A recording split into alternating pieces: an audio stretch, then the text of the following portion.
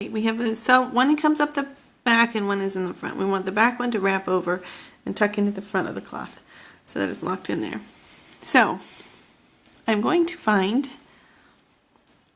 first I'm going to come right in here alongside the front thread. I'm going to hold this front thread so that my needle doesn't push it back down into the cloth.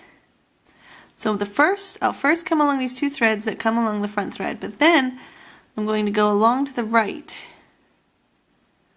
and then follow that thread and just follow that weave.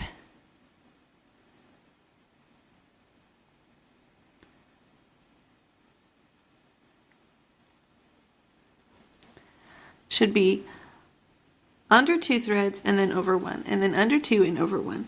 That way it locks in more than having to go and some of the spots you'll see where it would go like under one thread and then over three, and that's kind of a big gap and we don't want the thread coming loose. So if you follow this one where it's under two threads and then over one, under two threads, over one,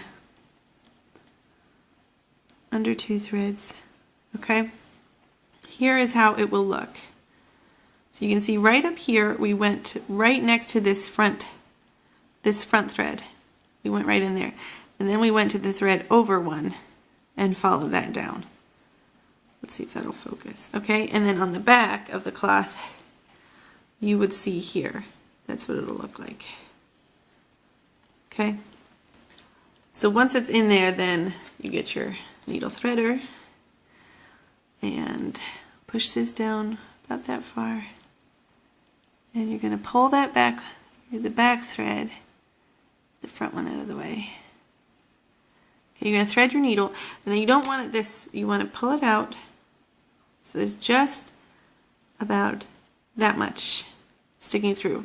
If you have it too far, it'll just get stuck in there and pull. You really want to be careful not to have any weird tension issues. So you can pull it in until this is about level. Again, you don't want to pull it tight or you'll be able to see that. So once it's even, then just kind of pinch right there and then finish pulling it through. And then just smooth it out. You don't want it to be very obvious. Okay, so then you can see that the pattern is complete the way it crisscrosses. So this thread on the back came in to the left. Didn't go to the right, it crossed to the left. This next one though, it won't cross back. That would cross back and tuck into the same thread that the other one is and leave an even bigger thread. You don't want to double or triple thread right there next to each other. So this one will cross over to the left. If that makes sense.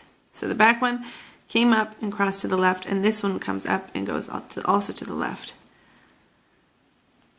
So this one here will follow that thread. Rather than making its own crisscross, it'll just double up with that one. Okay, so we're going to turn our cloth around. And this one will go into, remember it'll follow this thread right here. Okay, so it'll go in here. And then again, we're going to scoot over to the right one. Oh, I'm sorry, no we're not. Go right in here, and then the same thing. Under 2, over 1. Under 2, over 1. Under 2, over 1. See how we're following this one thread all the way down. Under 2, over 1.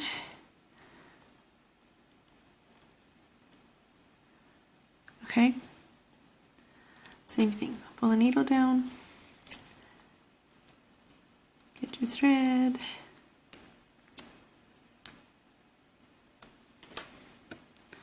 Pull it out about here. Pull it in that far. And all the way through. Okay? So there. I could have pulled that down a little bit more so it didn't bump up like that. But for the most part, you can't really see, except if you looked very closely you would see where the threads were doubled. But again, one thread is along here and one thread is along here. They're not right on the same spot, so it wouldn't be too much thicker. And then right along the selvage, all you can see is right here where there's one double thread that crosses over.